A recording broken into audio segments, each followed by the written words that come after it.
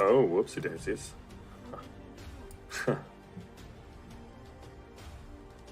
All right. Well, welcome to Comic Wars. Well, you guys get to see one of the possible outcomes for tonight a little early. So either it's going to be Michael Myers versus Alex Mercer, or it's going to be Michael Myers versus Spawn. But who's going to go and pull through tonight? This thing will load. There we go.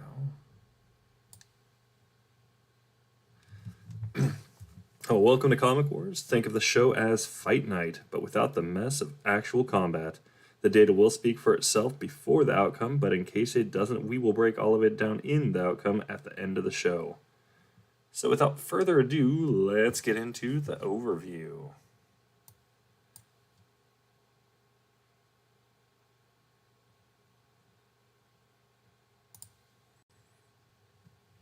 As usual, if we had any guest on tonight, this is basically when we would have a little breakdown of who they are, what their background is when it comes down to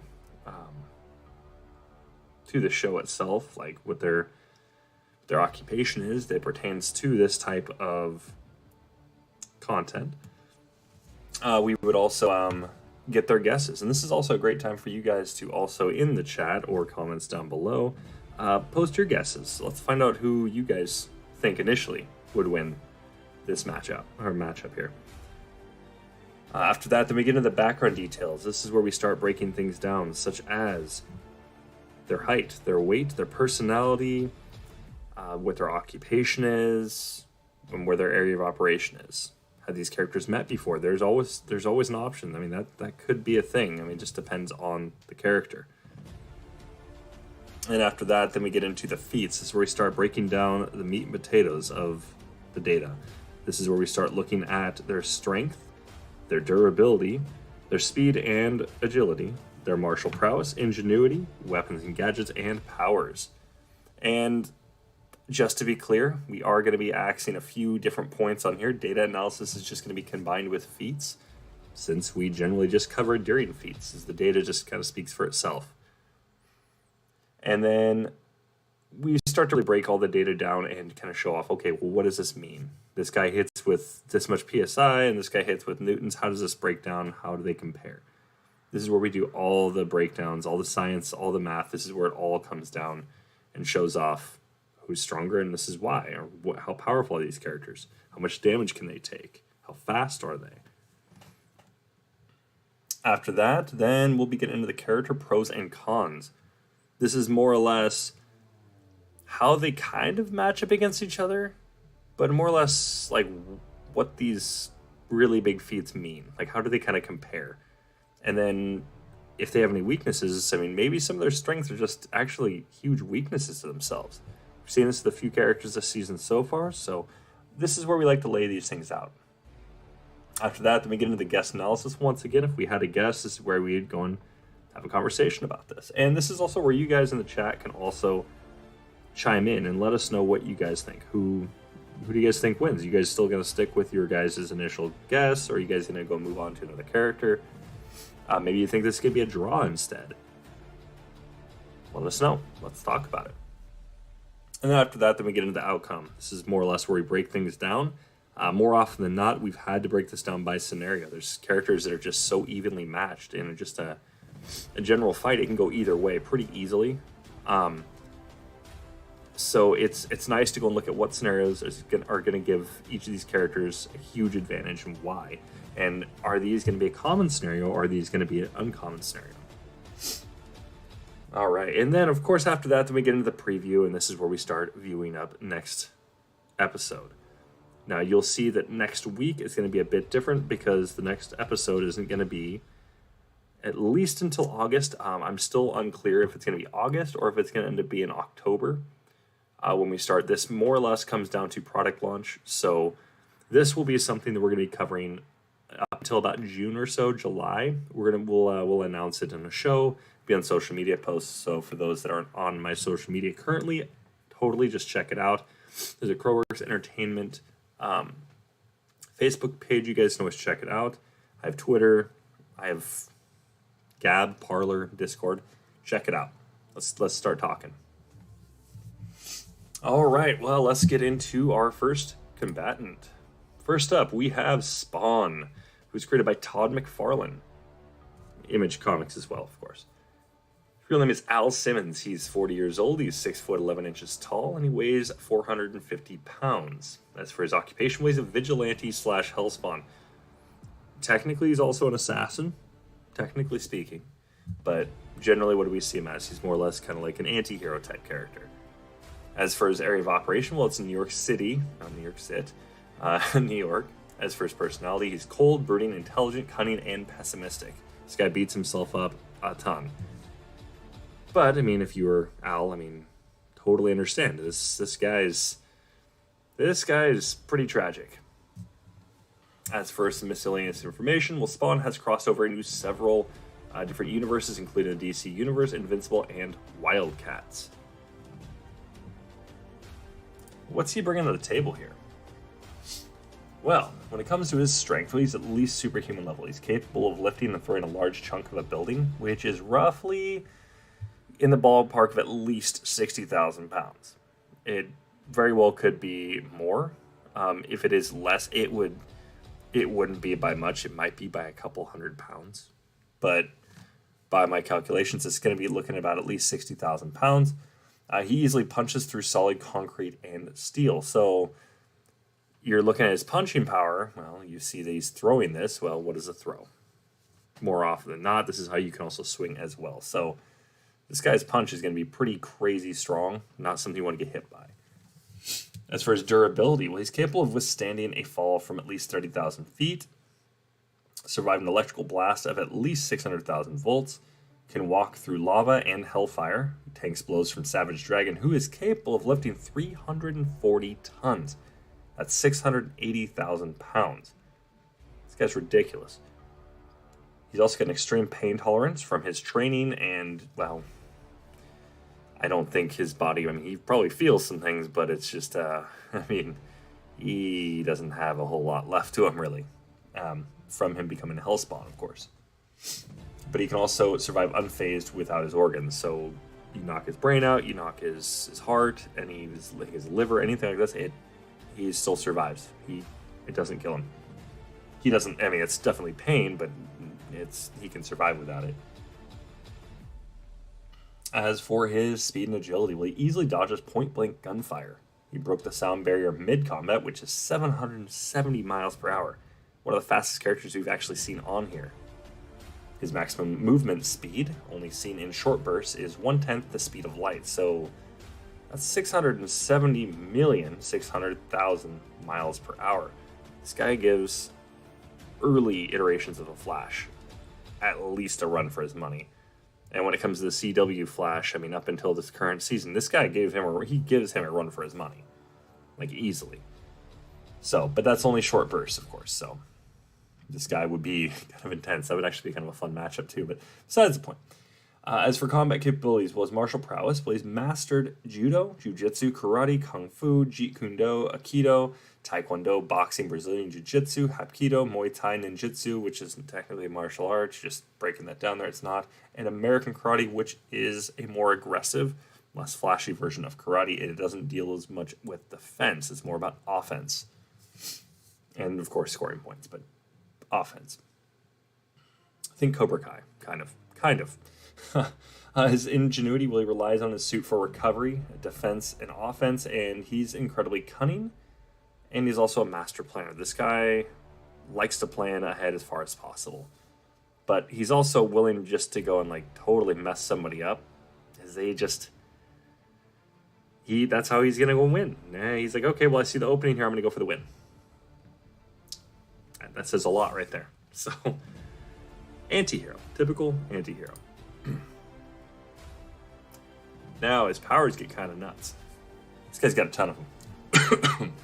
Chain manipulation, reality warping, power nullification. Yes, he can literally turn somebody's powers off. Just no, your powers are gone.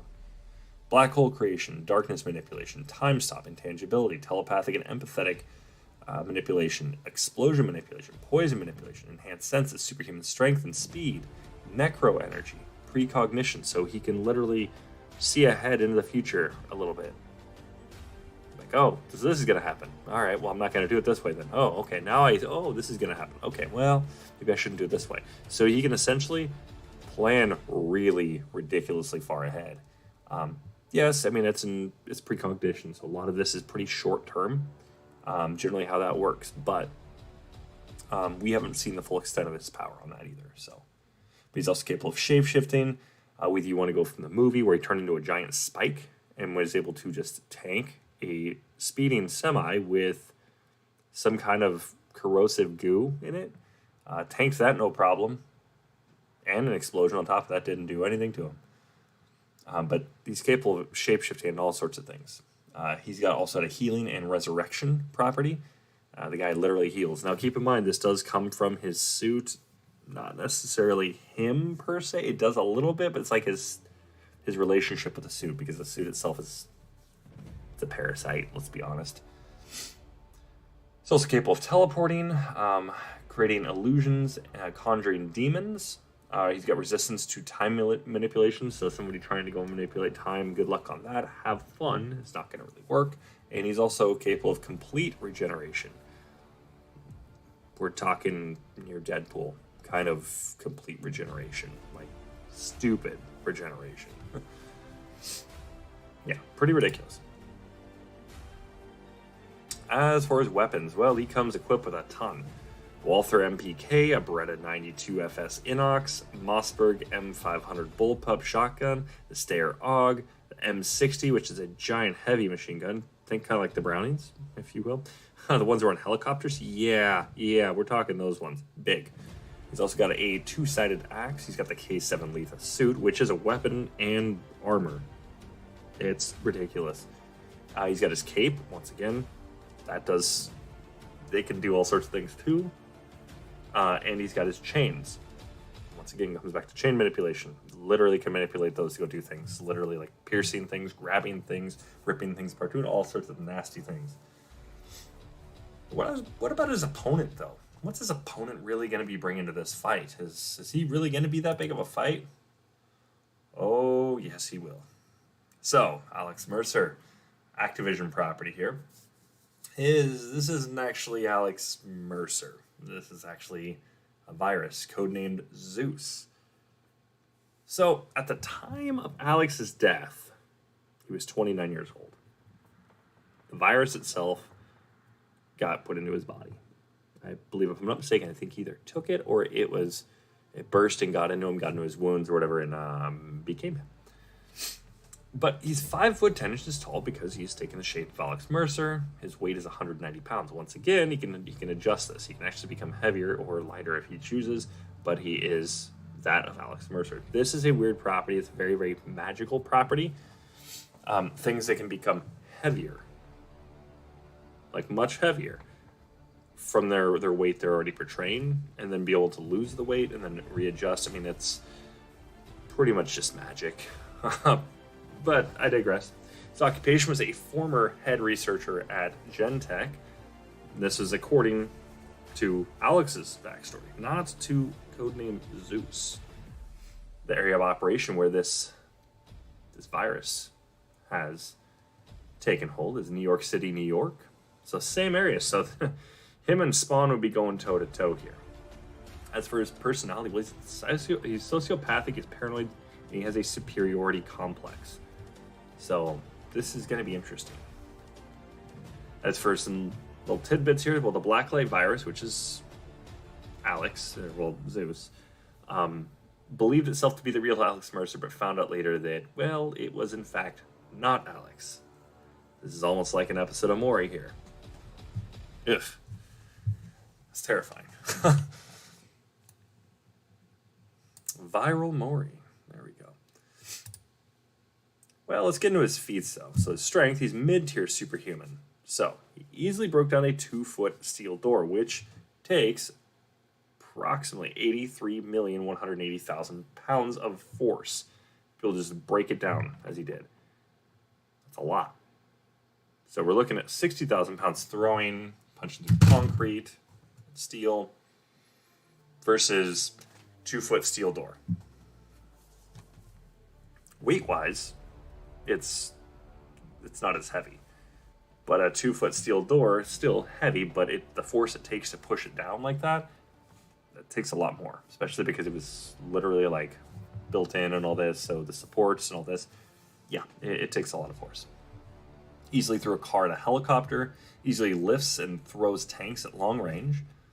As for his durability, well, tanks being blown up by a missile. That's something right there. I mean, who just tanks a missile like that? Like, okay, cool, let's go. I'm gonna keep coming. He's also tanked being nuked. Keep in mind, he didn't technically tank it because he was turned into basically just a little bit left of himself and then regenerated, but he survived. He's also got an extreme heat resistance, cold resistance. He's got complete disease immunity, resistance to mind manipulation, radiation resistance, extreme biological manipulation resistance. He's also got, because he doesn't have a soul manipulation immunity. Like I said, things are going to get interesting tonight. Just you watch. Mid-tier superhuman level speed and agility, as he easily outruns helicopter gunfire, easily reacts to M1 Abrams tank shells being fired at him. The ones that are getting sent to Ukraine right now. Yeah, those. He just dodges them, no problem. That's pretty intense. As for his martial prowess, well, he's a skilled martial artist due to absorbing opponents' memories and DNA. So the more he consumes, more memories he gets. So let's say, for instance, he were to go and face off against a version of Bruce Lee, right? He would take on all of his memories and DNA. So now, all of a sudden, he's at least as skilled as Bruce Lee. Not on the same tier, technically speaking. He's actually going to be more because he's got more than Bruce Lee going on, right? But the more he consumes, he does consume their memories and their DNA. So this guy becomes quite a terrifying opponent. So could be interesting. As for his ingenuity, well, he was a highly intelligent scientist. He also absorbed several scientists and has gained even more intelligence since then. Once again, absorbs their DNA and memories. This is a huge factor for this thing. As the virus, as it absorbs, it gets better. It gets more powerful overall. There's no way really to weaken it by him absorbing something unless it was something made to destroy it.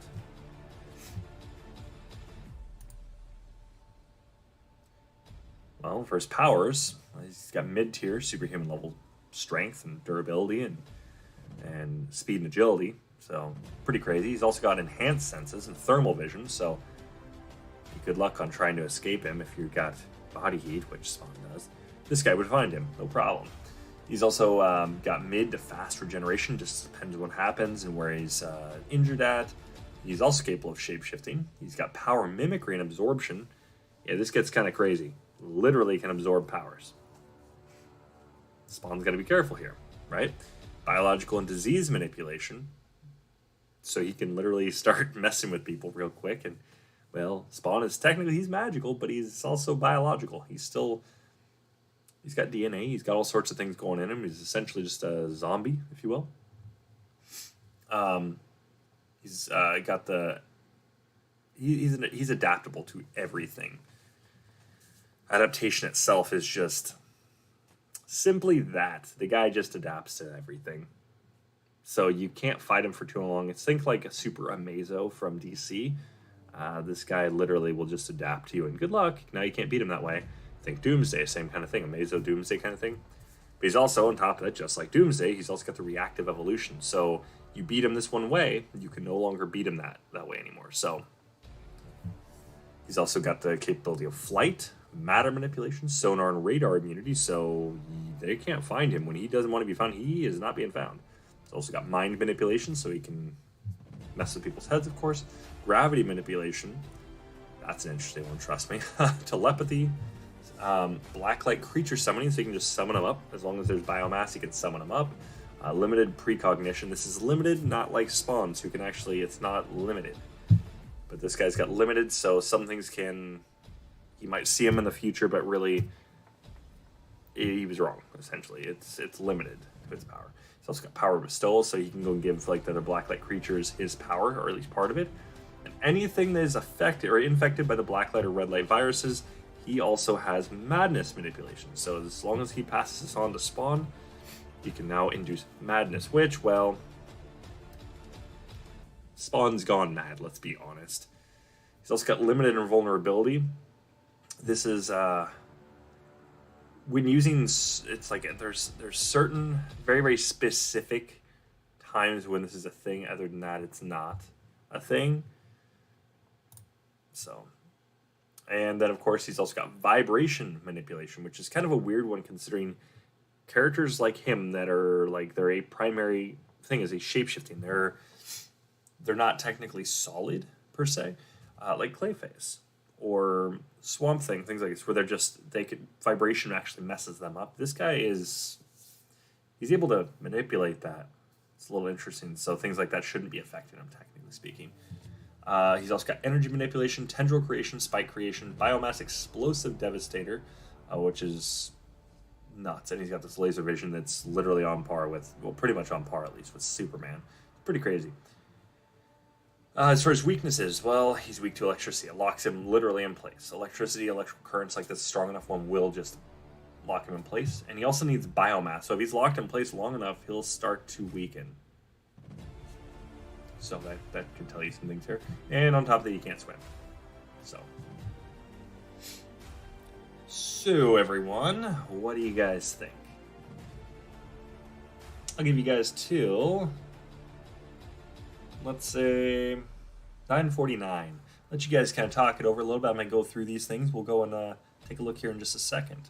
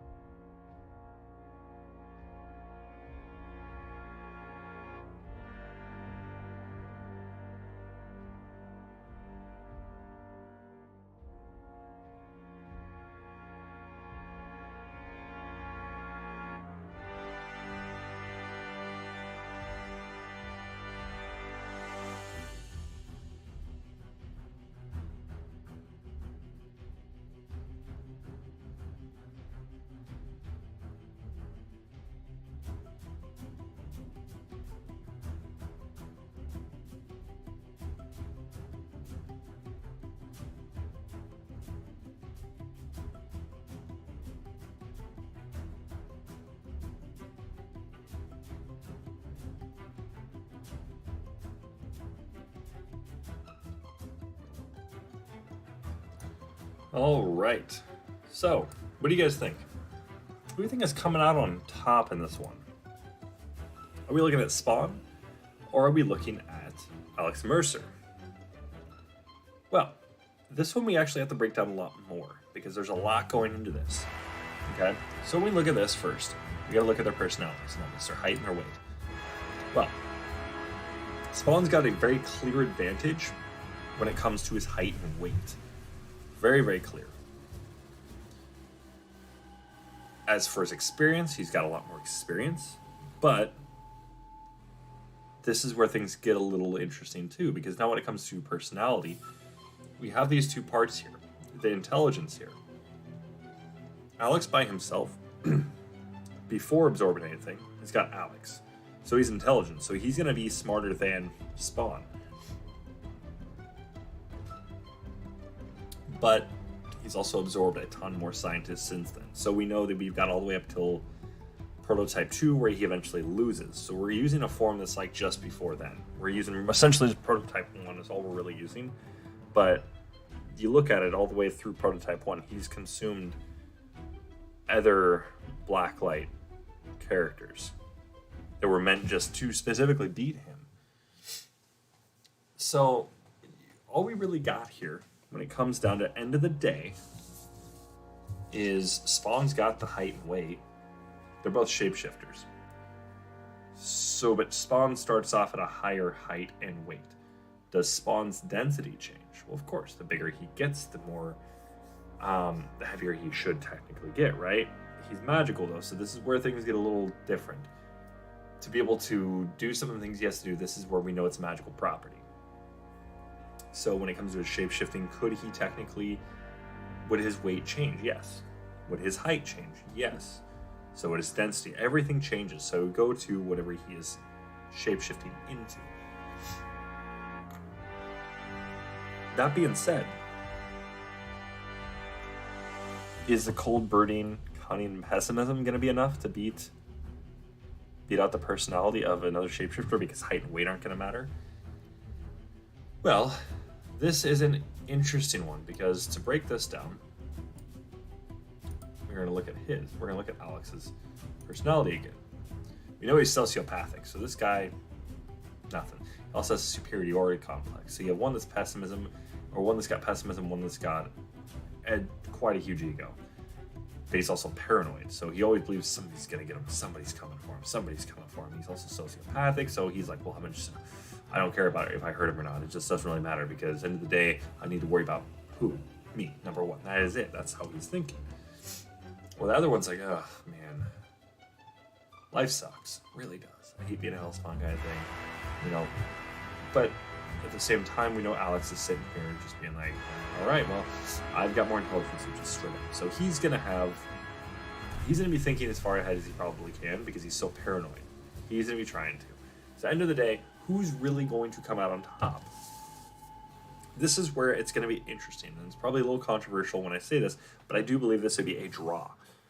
Because his superiority complex, combined with his paranoia and his sociopathic tendencies, the paranoia itself is going to kind of almost like counteract the superiority complex. It's almost kind of a double-edged sword here, in a way. He's so paranoid, somebody's out to go and try and get rid of him, to go and take him out, and become the new dominant one, the new dominant hunter, if you will, the new virus. But at the same time, he's got the superiority complex. Where he's like, there's nothing out there can beat me. I'm unstoppable. I've survived nukes. I've survived this. I've survived that. I can dodge this. I can dodge that. I can throw this. I'm strong enough to do this. Essentially sees himself as a one virus army. But we know that's not necessarily true. He can be beaten. We know that from the second prototype. So when we look at it, he's also got weaknesses. Well, Spawn doesn't really. Spawn just runs out of his necro energy. He goes back to hell, and then he can come back. Would that count as a loss? I would count as a loss because he had to leave the battlefield, but he can teleport. So just teleport him back to hell, but he has to replenish, so therefore he's lost. So when I say this, I do mean this very, very seriously. I do believe it's pretty much a draw. Alex can't be exhausted as easily, but Spawn's not going to be able to succumb to a lot of the same things that Alex would. So when it comes to their personality, I'm going to call it a draw. Once again, if you guys have any comments about this, you guys don't agree, explain. Let's go down in the comments and talk about it. I am definitely curious about this because this is kind of a toss-up for me. I feel like this could go either way. Once again, they're shapeshifters, so their height and weight doesn't matter. Personality is really where it's going to be is this going to be something that's going to be significant? And I don't think it's going to be entirely significant on this one. I don't. And this fight, I really don't think it will be. Because if one comes down to it, one's actually got precognition, while the other one's got limited, which can be wrong, precognition. So, there's that. Now, when it comes to strength, this is actually the interesting part. The sheer strength of it, Spawn doesn't have the hitting force. He doesn't win this. And this is definitely going to go to Alex. By far. The 8 million PSI, or 83 million PSI or whatever it was, is ridiculous.